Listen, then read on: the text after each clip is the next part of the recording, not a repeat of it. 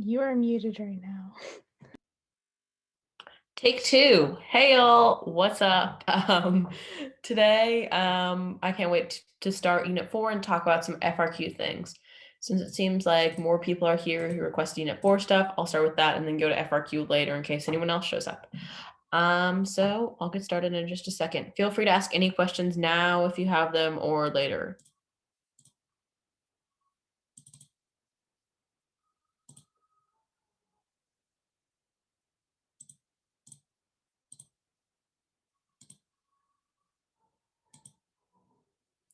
Okay, so I've divided up Unit 4 into like 3 or 4 sections-ish, depending on where we get at the end of the semester and like how we want to review things together or not.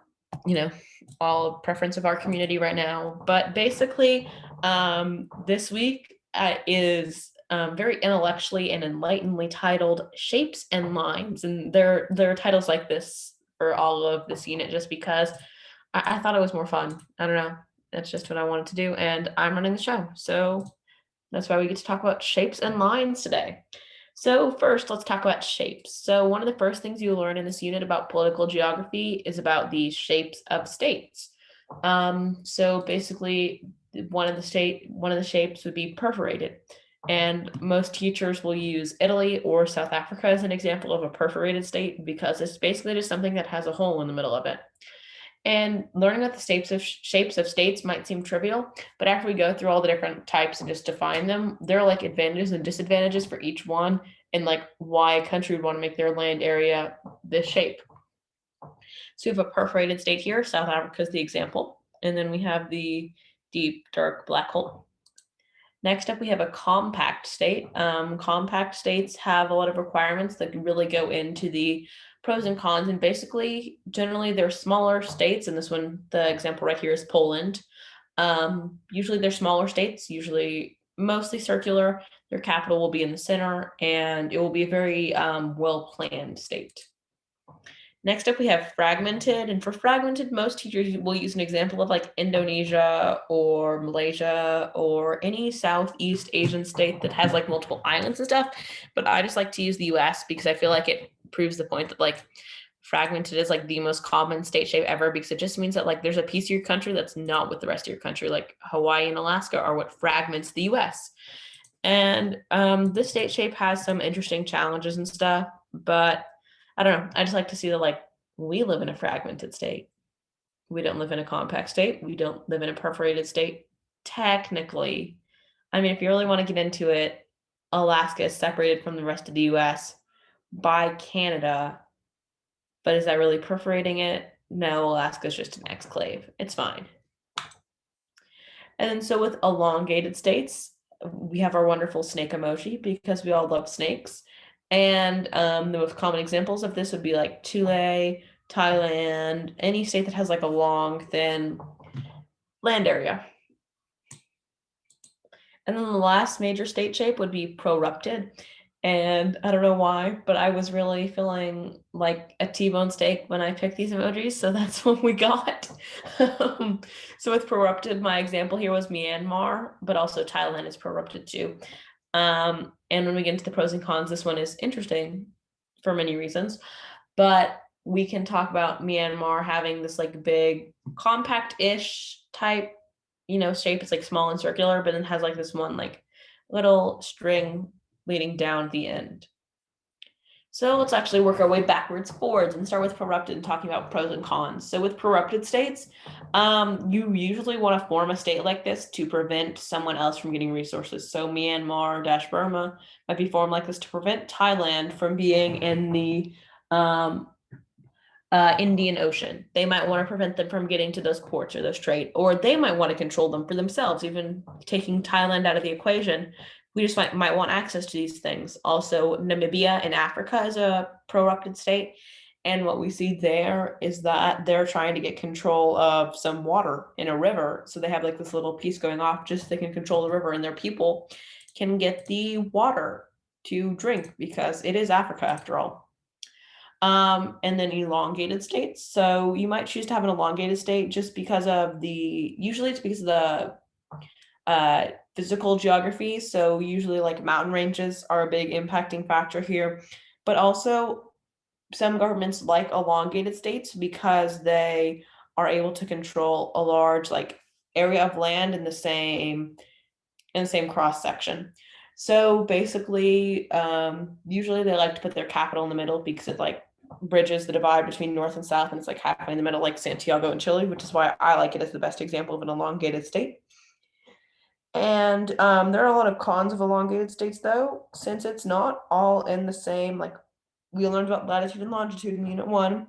So since it's not all in the same latitude and it's in like a ton of different latitudes, it makes it hard to like control the government with federal and unitary systems, which we'll talk about not next week, but the week after, I think, depending on if I remember my plan correctly.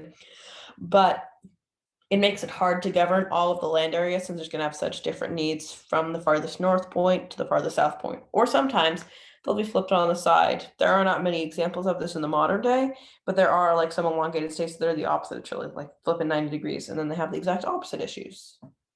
With fragmented states, the cons there, obviously, pieces of the country are separated from the rest of it, like Alaska and Hawaii. And you can combat this with having federal systems of government, which again, we'll talk about next week. I'm just going to go with next week because that's what I want to do. And then we can really look at how fragmented states generally have good, strong governments because they prepare to not do all of it from the national level. Compact states, having a smaller state leads to also having a smaller government and then having more unitary systems. And so the one capital city can control a lot of the state, and usually there are highways or roads of transportation going outside of the main district of the country and then going out to the smaller cities around the edges. Usually there are ports or leading to other countries where there are borders, which we'll talk about next when we talk about lines. Right now we're talking about shapes. And then with perforated, there aren't a lot of pros. Generally, you get a perforated state just because there's an ethnic group that wants their own country inside of your state, or they were already formed before you formed your state, and you can't really just like stomp on them. I mean, sometimes you can, but not in the case of South Africa. And so we see these become perforated states. It makes it hard to travel through the country, but there are not a lot of pros to having a perforated state because usually it's not intentional. So tying into the shapes of states, you also see a lot of governments that go with these shapes. So nation states are a singular nation within a singular state. So think about Japan, France, Iceland. And generally it's easiest to see nation states in a compact state like Poland because the government is all uniform. Usually they'll be culturally homogenous, which just means that the culture is all the same and shared between the regions of land. And then it also makes for less conflict, and it's a centripetal force, which we'll talk about in the last week. Next up, we have multinational states, and you will definitely see this a ton with fragmented states like the US and Canada and Australia. And basically, multinational states are one state in AP Human Geography, we call them states and not countries, but the more general term would be a country since the US has states inside of it, which is kind of confusing, but whatever. Country with two more nations inside of it. Usually it's a lot more nations. So in the US, we see different nations of ethnicities, races, different immigrant groups and natives and all sorts of different things. But in Canada, we like to see the Inuits and the Quebecois and the French Canadians and the British Canadians, and then the Americans who migrate up there, and also Chinese immigrants are very big. So it's pretty easy to see all of the different types of nations inside of the state of Canada. Oh, someone else just came in. Give me 1 second. Hi, Christina. Welcome. So I'm talking about a little bit of Unit 4 stuff right now, and we're going to do FRQ for the last half of this, and then we're doing Unit 4 for the first half, so I can review some with Hannah. Okay. And then multi-state nations, people live in many states in the same nation, so it's the opposite of a multinational state. North Korea, South Korea, and Hungary is the one example in Europe. Then stateless nations are people without a country, so you'll talk about Palestinians, Kurds, the Basque people, the Catalonians, and this one the bottom two won't generally have a state shape because there'll either be more than one state when you're talking about this, or there'll be no state. Now let's get into talking about lines. We talked about shapes for a while, so we talked about the other half of today, shapes and lines. So external boundaries. So you have subsequent boundaries, and basically these were boundaries left there by previous people.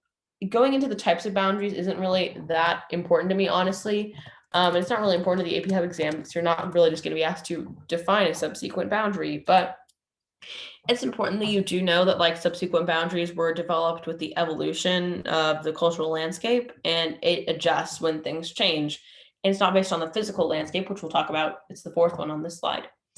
But next up, we have superimposed boundary, and it's a boundary that's been forced to like solve a conflict problem or just by a colonial power.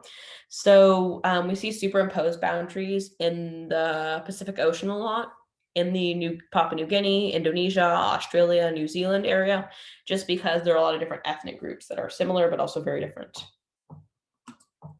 With antecedent boundaries, it's a boundary that existed before people came there. So we have like the little picture because like it was just a far off land that like nobody inhabited before when we set the boundary, but then people live there. So the best example of this is between US and Canada, because when the British and French first came, there were like 100 people on a boat, maybe, and they drew like these lines and stuff, but people didn't really live there yet. Next up, we have geometric boundaries, which are basically just like defined by straight lines, and it's really simple because like it's just geometry lines, like it's a straight line. So you see a lot of those between US states, like in the West, like the four corners between Arizona, New Mexico, Colorado, and Utah. And then last up, we have natural boundaries, which are the kind of opposite-ish of subsequent because it's based on the physical landscape of mountains. Like when we talked about the shape of Chile and why it's elongated, it's because of the natural boundary. Boundaries and lines and shapes overlap when a shape is kind of like a line. So when you think of Chile being an elongated state, the shape kind of turns into a line, which makes it confusing, but it's all good. We got this. So then there are four main types of boundary disputes that we have to talk about right now. And the first one is definitional. And usually it has to do with like some contract or treaty. And it's about like the language issues of where it is. So we see this we saw in history when we had the Mexican-American War over where the border between Texas and Mexico was. Was it at the Nueces River or was it at the Rio Grande Valley River? And basically we had a war over it. And this also ties into locational over where a boundary is placed, because when you think about it, the map isn't exactly what you see on the real world. So that's when we get like, we outlined it on this map here, but then like, where is it actually? Like, I can't just pull up Google Maps in an uninhabited area and say like, this is the boundary. Next up, we have operational. So basically like how the boundary is managed. So we have we're going to use the US and Mexico a lot, apparently. Actually, we can use it for all of these. So the operational boundary dispute is over the management of the border. So that just means like a lot of immigration policies and stuff like that are affected by operational boundary disputes. So they're caused when like we want to allow open immigration. So we see in the EU that people can travel between all EU member countries and like live there for a short period or like travel there without having to get a visa. And then allocational boundaries are over who owns the natural resources. So we do see this kind of with the US and Mexico, with the Rio Grande River in Texas, like who owns the water there, like who gets to drink it. But we really see this a lot, and you can talk about it a lot easier when you talk about oil in the Middle East, because oil, if you know anything about like science and geology, it's like it's underwater. It's like where the ocean is, and it's where, you know, people don't live where oil is generally, except for like when Texas used to be literally a lake or it was used to be part of the ocean and now it's a landmass because of limestone. But anywho, that's not what we're talking about right now. But it's a dispute over who owns the resources on a boundary or like something that's not close to the boundary. And then next up, we have internal boundaries. So we talked about external boundaries between countries. First we talked about shapes, and we talked about the shapes of states and then the basic governments and the governance of states. Then we talked about the external boundaries, so one type of lines. And now we're going to talk about new types of lines, internal boundaries. So we see this a lot with the US being used as an example in APHUG because most AP students live in the US. So it actually turns out to work out for us and be really easy. So there are a few things we need to know before we can talk about gerrymandering. And the first of them is the census. And basically the census happens once every 10 years. And basically you fill out 9 questions, like how many people live in your household, where do you live, and like a few other questions like for demographic information. And they do a lot of things with the census info. The federal government is able to give money to the local governments based on changing population to fund different programs for different age groups. Like if there's a lot of old people in an area, cough, cough, Florida, they would give a lot of money to aging programs to protect from aging populations. But then if we have things like a lot of young people in an area, we might need to be able to get lots of youth programs and community advocacy programs in the area if the federal government funds that money or creates a department for that. And then what we also get is redistricting. So the federal government is going to change how many electoral votes we get in the Electoral College, which also changes how many people represent us in Congress. And we'll talk about that more in 2 weeks. But basically, it's changing like what your representation is in the federal government. So redistricting is changing sizing and spacing of districts to keep up with changing population size and distribution. And then that takes us into what the US would not be if we didn't have it today, which is gerrymandering. And basically with gerrymandering, we see that parties will redistrict, which is defined above, their congressional districts or their even sometimes state boundaries a long time ago in history in the 1800s to help their political party gains or objectives. And when we see this a lot, it leads to A, government corruption, but B, the weirdest looking congressional districts ever that we're going to see in a minute whenever we go to the next slide. So with gerrymandering, there comes a lot of negative consequences because they basically shade in and like it's basically a coloring book where like you color outside the lines and you say, nope, these are the lines now. And you really try to help your political party and their objectives. And if you go to the APHUG Students Hub, which I'll show you in just a second, you can see that I have a video there about gerrymandering. And also we have 2 Unit 3 videos up. Let's see. I call them 15 minutes of 5 weeks. They're between 5 and 15 minutes, but there are 2 new Unit 3 videos. There's one about religion and language, and there's one about practice multiple choice questions we can go through together. And there's one about gerrymandering. And this goes over the more like in-depth content of gerrymandering, like what are the districts, what are the effects, what are the causes, but I just want to look at how it looks for right now. So basically gerrymandering, not good, and it's changing internal boundaries. So changing the lines inside of a country, not outside. Like again, my metaphor, we're coloring in this coloring book with there are 8 congressional districts in Maryland. So we have to color in this coloring book with 8 colors, but we decide we're going to make our own lines and we're going to act like 3-year-olds when we draw them because look at some of these shapes. Look at the 3rd and 4th congressional districts of Maryland. Oh, that's amazing, Hannah. That's your state. Go Maryland. You guys just stay winning at this gerrymandering game because you have constantly been ranked the worst state for gerrymandering like many years running. So yeah. Okay.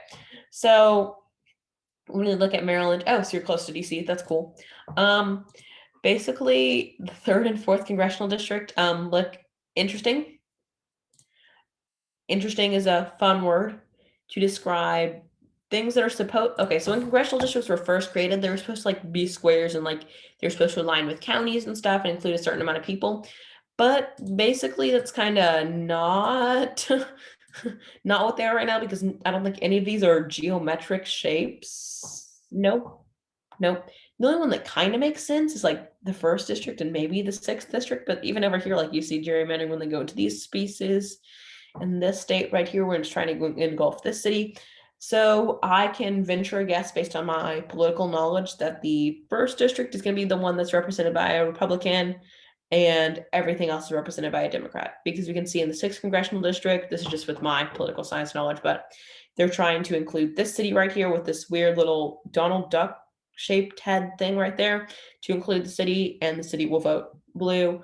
And then we can see that the majority of Maryland will turn blue, and you can see this is going around these suburbs of DC, which is the 2nd most blue place in the country. Then we're gerrymandering Baltimore into 1, 2, 3 different congressional districts right here. And then number 8 is also touching the suburbs of DC to get some of that blue action. So that makes sense. And gerrymandering is not always a good thing because it allows one party to stay in power over another party when the lines are very much not that. So I want to look at some political stuff with Maryland. Just a second, if it'll let me. No. Okay, it said no. It really said no. let's see if I can get out of this and we can pull up some Maryland. We will move into FRQs in about like 4 minutes. If I can spell Maryland. So we can look at Maryland right here. So it has 7, as of that picture, it had 7 congressional districts that were Democratic, and it had 1 congressional district that was represented by a Republican. Let's see. So that's not what we want to look at. This is not what I want to see. Give me 1 second, please, while we can just stare at this gerrymandered congressional district map some more and tell me some more interesting things that you notice right here.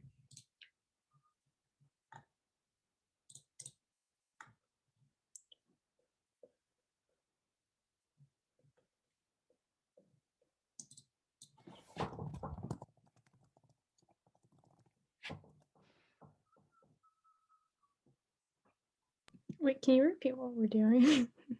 Oh, you can just look at this map right here and tell me some interesting things that you notice about like the gerrymandering while I'm trying to find the registration information for Maryland. Yeah, okay, so it splits Baltimore up into more pieces, and the first district gets bigger, and it's gonna include more of the like red areas of Maryland. And so does the 6th one, because actually like a lot of the area surrounding Frederick, which is like right below the bottom of the 6th, some of like it gets pretty rural out there, and it also grabs the like outer part of Carroll County, which is also pretty rural, so that might flip red. All right, thank you for your insight on Maryland, Hannah. But I finally found what I was looking for. Yeah. Okay. So if you need help identifying cities stuff, I kind of got you in a way. I don't know much about like when you start getting south, like towards 5. I don't know much about that. It's white people. That's great. So in Maryland, it looks like it is about 1/3 Republican and then 1/2 Democrat, and the rest are independent. So if we have our, where did the map go? If we have our 8 congressional districts right here, wouldn't it kind of make sense to like have 3 of them be red and like 6 of them be blue, because that's like how the numbers work? No, we said no. Why would we ever want to do that? Like, why? Like, why would we ever want to make things easy and like make things work like they're supposed to? So basically, if you look at this, this is based on county, I think. Maybe. Let's go with county right now. County, I'm pretty sure. Yeah, okay. So you can see that like, oh, okay, this is even a higher quality picture. So you can see that this area over here is red, this area over here is red, and everything else is blue, basically. And if we look at this, this is the proposed map with a non-gerrymandered 6th district. Fun fact. But if we go back to my slideshow, we can see the gerrymandered version, which is just so much better. But you can see that that 6th district tries to include everything that's red over here. And it tries to stack the rest of it into the 8th district, the 7th district, the 2nd district, and the 1st district, while also including Baltimore in the 8th district, the 7th district, and the 2nd district, and also put some of the Republicans in the 1st district. But the thing is, they can probably be able to, Democrats can probably win the, where did it go? Okay. Democrats can probably try to win this 6th district right here because they're trying to get in this county number 3, whatever that is. I think Hannah said it was Frederick area. They're trying to get that in there so they can get the high population areas to vote for who they want to win. And that is shapes and lines of political geography in a nutshell. So thank you to everybody who participated and helped with my experiment using Maryland. So much fun. But now let's shift to FRQ stuff. There is a gerrymandering FRQ that we can look at because I know we're going to have extra time at the end. So I will just literally have that ready for us. Basically, units 1 through 3 FRQ help. So the first thing we need to do is look at how FRQs are constructed. And basically, FRQs are going to be constructed with their FRQ verb to do a task. They're going to describe whatever they want you to do.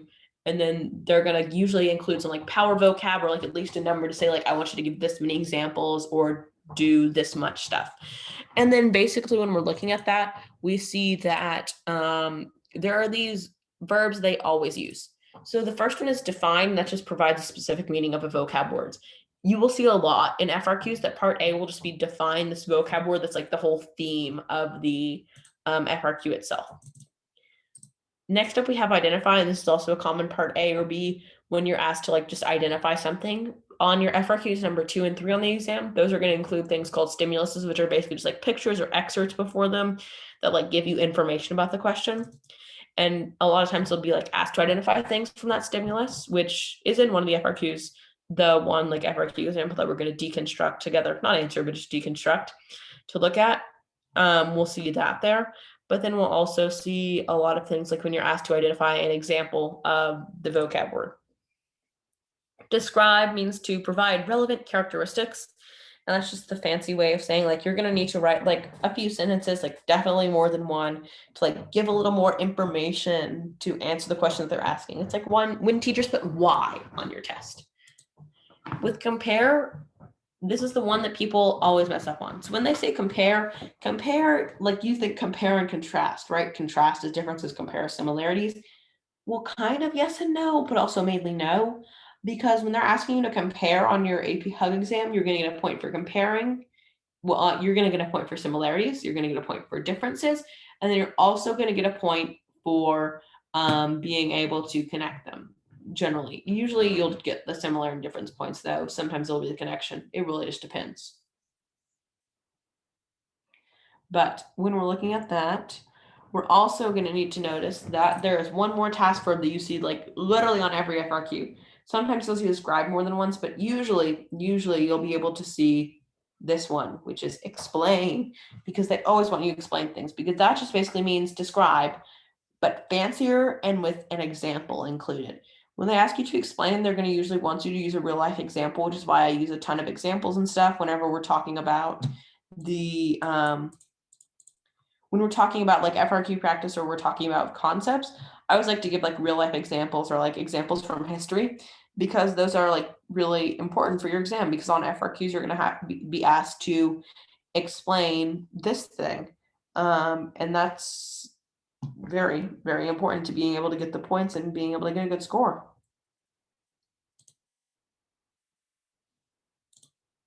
So this is what I like to call the power vocab. And this is probably why students will lose the most points on their FRQ exams. It's because they're not answering the question that they're asked. So basically, I'm just going to show you all of them. But right here, there are like 4 main words. You'll also see the word environmental, but that one's a little more self-explanatory, where you kind of have to talk about the environment. But with these FRQ power vocab, you'll see that you'll be asked to identify social things, political, cultural, or economic. Usually they'll ask you about like effects, like they'll say, what is an economic effect of a lower infant mortality rate if you're using a Unit 2 FRQ, which I think is what we're looking at in a second. But we're not looking at that piece of the question though. But when you're looking at that, you need to make sure you're identifying economic, and you use things like money, jobs, and I know I use the word things there, but that's because when we're talking about an economy, if you've taken like an economic class, economies run on money and confidence.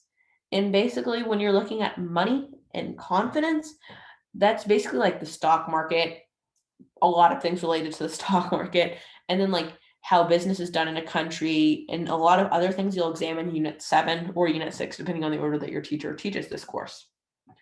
With cultural, you're looking at things like language, family, religion. If you've taken AP World History or AP US History, you've definitely talked about culture a lot and like how it affects society and things like that. But in Unit 3 is all about culture. So make sure you tie in things about language, religion, diffusion, all sorts of good folk culture, pop culture, stuff like that you've been learning that answers the question.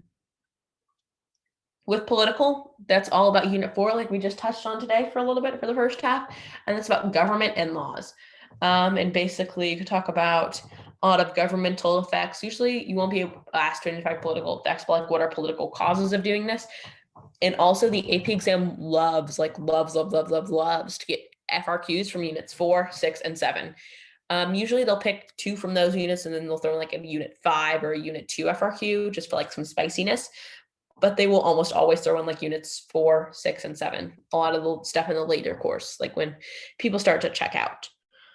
But basically, when we're looking at that, we want to make sure we're identifying the right thing and trying to correlate them with real life examples, because you will see this a lot with your explain, describe, or even identify sometimes when like you ask to identify and explain, which is also another common thing you'll see those two words together, because they're just trying to give you more points, because usually you only get 1 point for task verb besides compare. Like usually each of these will be worth 1 point. So you'll get 1 point for defining, 1 point for identifying, and you'll get 1 point for fully describing. There's 2 to 3 points for compare. That's the only exception to the rule. And then with the task verb explain, you'll usually get 1 point per thing. And a lot of times they'll ask you to give 1 reason, 2 reasons. Usually 3 is pushing it. 3 you'll see in like, if you're given, do 2 of this and 1 of this. But I don't think I've ever seen the word 3 on the AP exam, because that is just way too much to write. And then back to our last power vocab term is going to be social. And so we're talking about inequalities and hierarchies. And when we're looking at those type of things, we want to make sure social is really the hardest one that I see students struggle the most with when they're writing. And it's because like you need to talk about like class differences or like inequalities in society, or like how people interact with each other in society and like what it makes people think of you. So generally it's a lot harder to conceptualize, but when you're looking at it with real life examples, it makes a ton more sense. When you look at this in world history AP or AP European history, you'll definitely have a theme called social, which your teacher will like examine different historical events from different perspectives, and something called spice tea, which you'll learn about later or earlier in high school if you've already taken that. So let's try to attack, like this is just part B of an FRQ. This FRQ had A, B, and C. And we'll just look at like how we can deconstruct this FRQ together. And I've chosen one with 1 stimulus because this is going to be your FRQ2 on the exam, and it's the highest weighted FRQ. So I don't know. I just thought it was cool to do this one. And it's also unit 2. So I know everybody has covered it by this point in November, especially since it's not even migration stuff. It's just population. So before we look at the question, because there will be a part A before this, and I think it was like define infant mortality and identify a country with an infant mortality of I think it was like identify a country with an infant mortality of 30 to 59 in Asia or something like that. So that's where knowing like actual maps and geography comes into play, because this was the FRQ on my AP exam when I took it in 2019, which seems like ages ago, but it was really last year. Well, technically this like 2 school years ago, but like, yeah, whatever. Semantics. So in part B, not looking at that yet, we're looking at the stimulus. So let's analyze some things. So when we think about the term infant mortality as a unit 2 term meaning, does anyone want to tell me?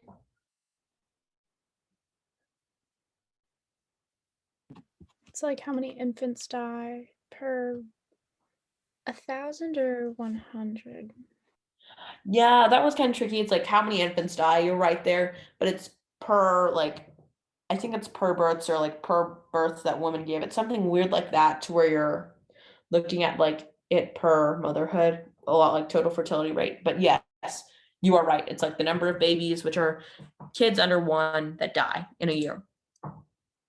And so here we have the infant mortality rate. So we see a darker, which means higher infant mortality rate, which isn't always good. A higher infant mortality rate in places like Africa, South Asia, and Central Asia. And generally, when we think about the demographic transition model and things like that, we look at a lot of stuff that's like they have higher infant mortality rates and lower levels of healthcare than places in the developed world, the more developed world, the MDCs, which is a term you'll learn in Unit 7. But then we see a lighter color in Europe, the North America, and most of South America. It gets a little darker on the western parts of South America and Mesoamerica, but that's just because the bigger countries there, literally the countries that are bigger in the Americas, tend to be more developed. But I mean, if you think of it, Canada seems like fancier, I guess, and more developed than the United States, and that one's bigger. And then the US is more developed than Mexico, and the US is bigger. And then Brazil is technically more developed than Mexico, which is more developed than Argentina. I don't know. The size phenomenon thing is weird, and I'm just now noticing this, and I don't know what just clicked in my head, but yes. Okay, moving on. I have a chat message for me. Okay. Bye, Christina. Everything will be on the recording, and check back if you need to. So when we're looking at this, deconstructing this FRQ, our thing here is describe, which kind of means we need to write a few sentences or like give a few like ways how besides just defining the word. And then with this 2 here, that's when we're looking at like the number of things we have to give. The second biggest mistake I see besides ignoring the power vocab and FRQs is kids will either write too few or too many. Usually when it says like, here's an FRQ, identify and describe one historical factor that contributed to the worldwide use of the language of English, which is the Unit 3 FRQ.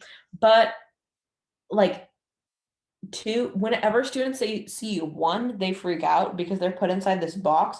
But you just kind of need to stay inside that box. Don't write 2 reasons, because on the AP exam, there are like instructions on scoring guidelines that I'll show you in a minute. Like your reader's instructed to only read the first full response. Do not read more than the question is asking for. And if they don't give enough, then they're not going to get the points for that. So like if it says describe 2 economic reasons and you only write 1, then you're not getting those 2 points. You're only going to get 1 point no matter how good your reason is.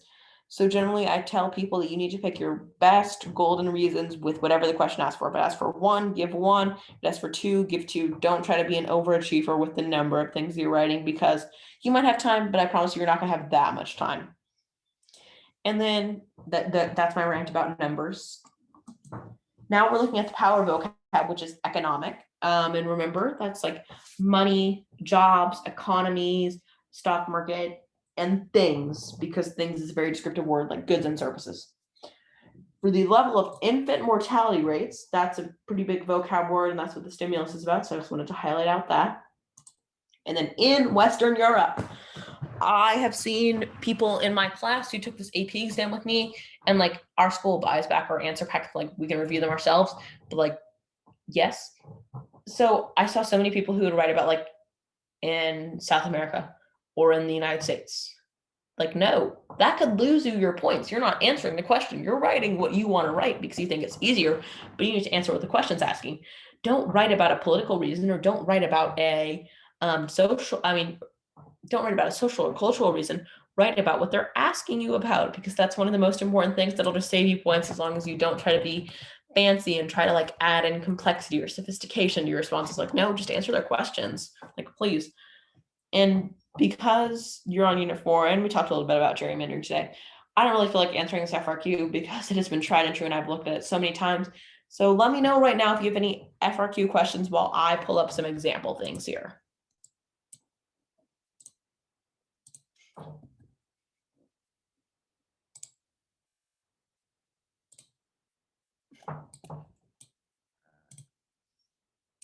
Questions. No questions right now. Amazing. Okay, and then here I have an example FRQ, and I'm going to go over gerrymandering. Even if you don't know the answer to this one, I'm going over it too, so it'll be all good.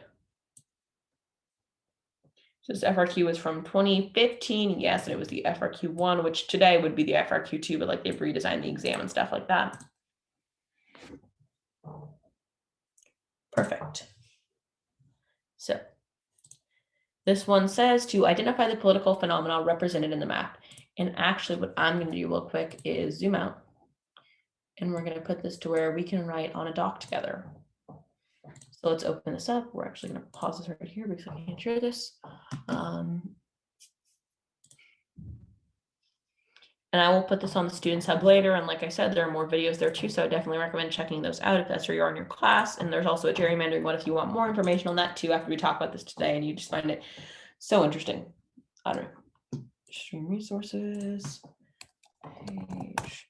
And then this FRQ is on gerrymandering. I don't know why I love this so much, but US Gov is an amazing class that you should also take in high school if you are like not a senior or something and you have time left. We actually require a government class in 10th grade, so I took AP Gov last year.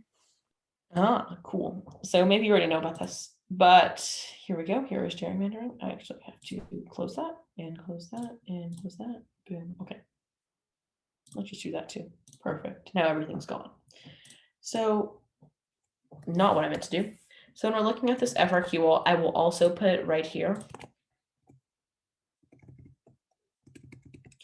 But nope, not loading. Nope, not loading. Okay, that's cool, I guess. So we're not going to be putting it there. We're just going to have to switch back and forth on our tabs.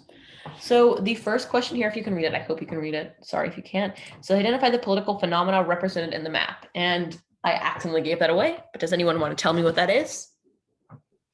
Gerrymandering. Yes, you are correct. That is gerrymandering. The political. Oh, also another big FRQ mistake.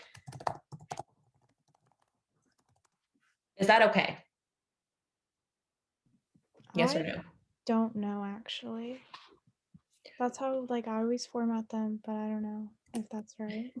So this formatting, like the A, B stuff is correct, but I'm saying, is this a good response? Oh, no, you needed to make it a full sentence. Yes, you're right. Good job, Hannah.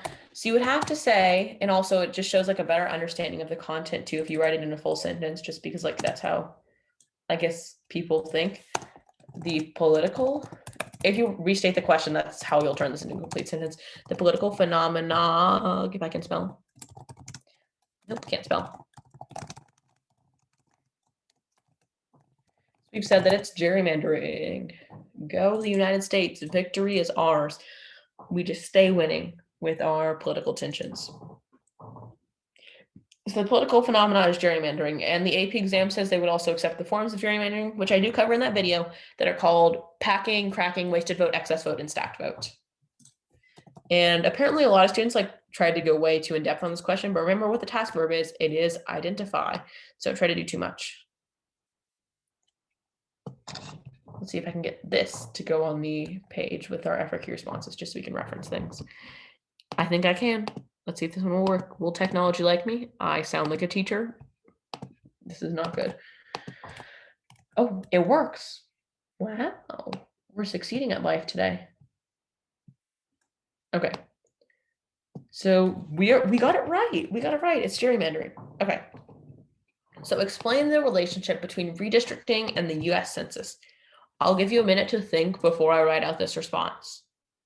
Think on it. If you don't know, then just take a break, drink some water. I don't know. That's what I'll be doing for a second. But think about how.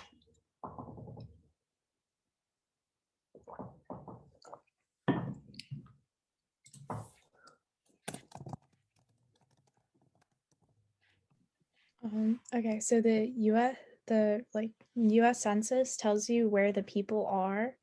So redistricting is based on where the people population and the population density. So you need one to have the other. Perfect. So I'm going to write that out real quick. I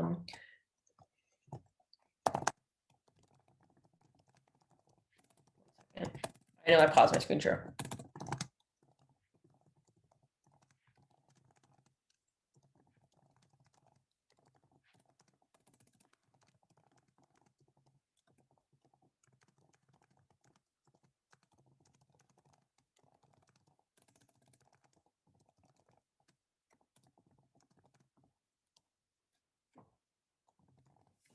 Okay, here we go. Here's our FRQB response. So I took what you said and I just made it in my own language because we can't copy. We can't be cheating on these FRQs. No, we cannot. So I said the census occurs every 10 years and it tells you where the people live in terms of numbers and distribution density. The congressional districts are redistricted, and you don't have to define these. I just think that it helps me in thinking and knowing that I'm doing this right. I'm going to get the points for this because I know what I'm talking about, A, and B, I'm showing the reader that I know what I'm talking about. And basically I can say our redistricted lines are oh wait, I said that later. Haha, JK. Redistricted based on the results of the census, and lines are redrawn to be able to keep up with changing population sizes and spaces in different states. So perfect. We wrote more than one sentence, which is kind of all I require, all I recommend you do. I think putting sentence caps on things is a really bad way to answer FRQs, because it tells you you need to write fluff when you really shouldn't. If you're writing too little, and if you're not writing enough, then that's a problem. But that's another thing that we can talk about later. So now I've talked about the relationship between redistricting and the US Census. And we got that point. So I'm going to label this one. This will also be linked in the Students Hub later after the stream.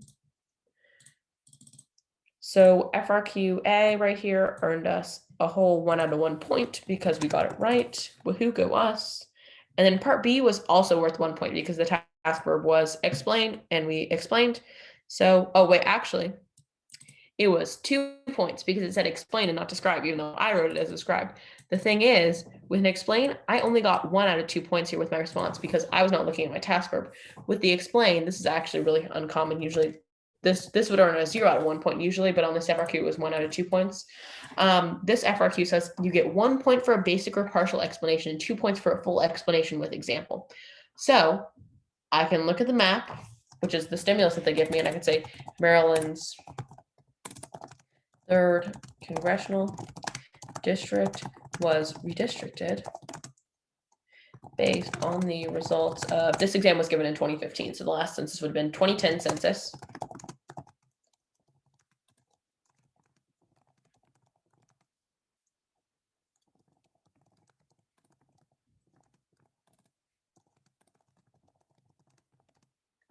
So way too much here. That's okay. Also loving my autocorrect right now because I cannot spell today. So this, oh, definitely not what I meant to do.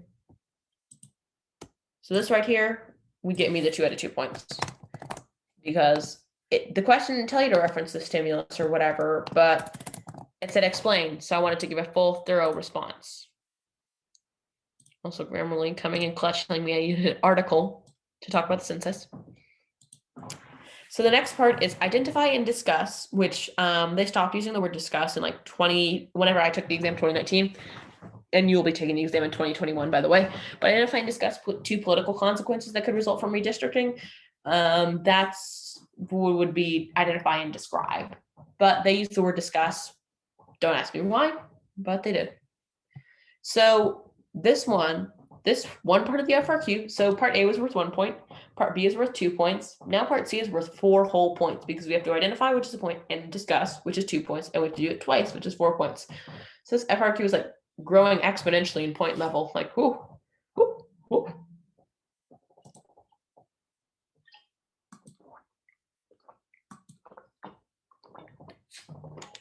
I had to take a sip of water there. But you give me 1 political consequence from redistricting and I'll do the other. Also, when I write FRQs, I label them as like, it's different because I write it like C part 2. I'll write C part 1.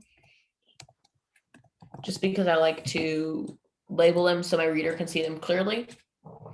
Just because that'll help me score points in the AP exam if my reader can see my response to different questions. This isn't like writing an argumentative essay or anything in an English class or anything like that. But if you can write and make it clearly labeled where all of your answers are, then your reader will like you much, much more. So 2 political consequences that could result from redistricting, and we can close this out now. Okay, so one of them would be districts like flip which party is dominant and will like most likely win the vote.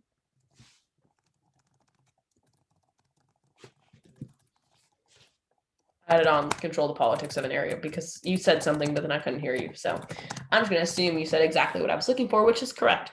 So now we need to take this into an identify and discuss. So we kind of have like our understanding here, but let's make it like a clearly we're identifying. So A, whenever it says identify, I always like to rephrase the question. I was typing and talking at the same time.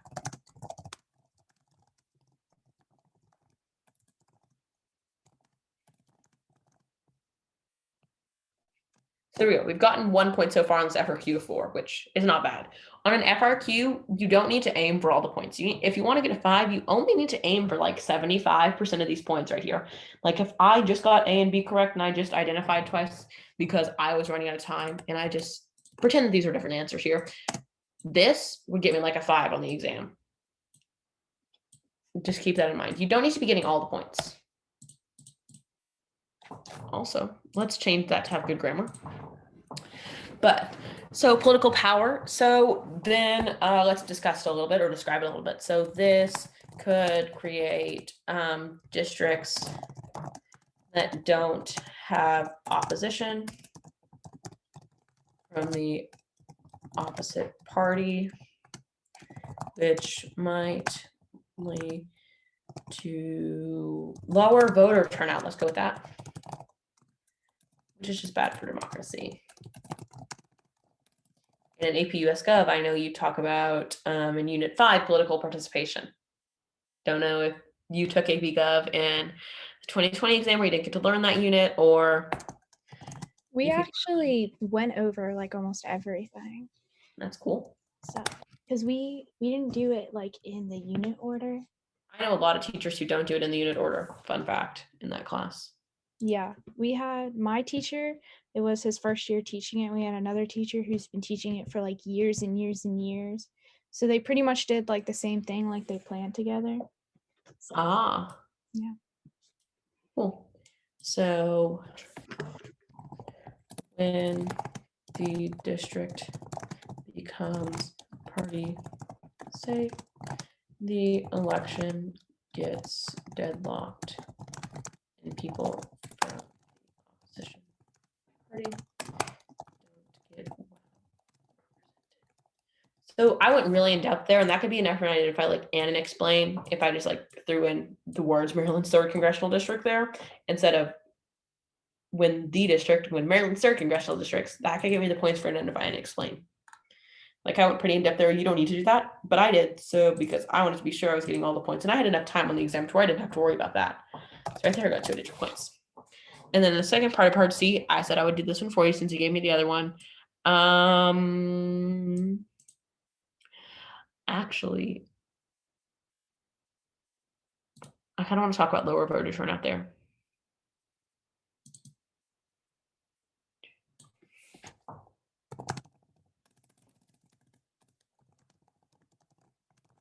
There we go. Now I want to talk about lower voter turnout. When districts get gerrymandered to favor one party safely, a political consequence. See how I didn't start with a political consequence, but it is like I guess in English class like this would be my dependent clause. The independent clause will be about a political consequence that could result.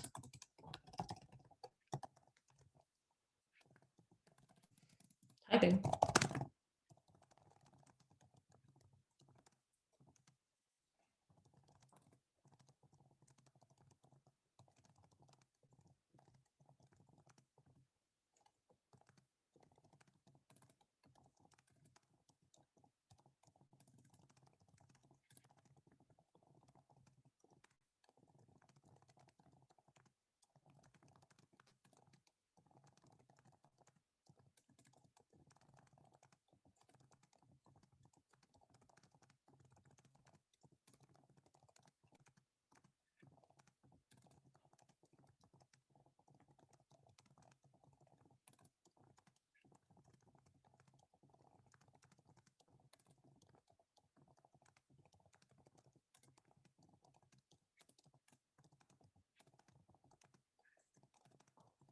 I'm just throwing this in because I really want to get the points, even if this was an identify and explain, because technically discuss is a verb. So if this was written for an exam today, it could be an identify or describe or identify and explain, depending on, what the readers felt like that day and what the writers felt like. And yes, that got 2 to 2 points because I am staring the rubric right in the face to make sure I don't mess these things up, because why would I want to do that? So let's take this link right here, and then we'll go put that on the Students Hub.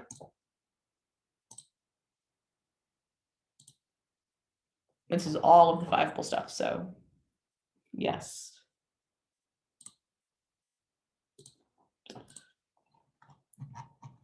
Though I have not updated that in a long time. Oopsies. 11.24. What was this? APM EDT? EST, because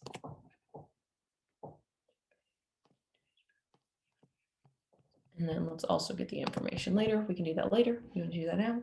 But we definitely did this FRQ today, so you should be able to still view that on the Students Hub. And also, I added in some new videos here if y'all missed this and you weren't here at the beginning about Unit 3, and I also added in the gerrymandering video from Unit 4 that I did for our election series.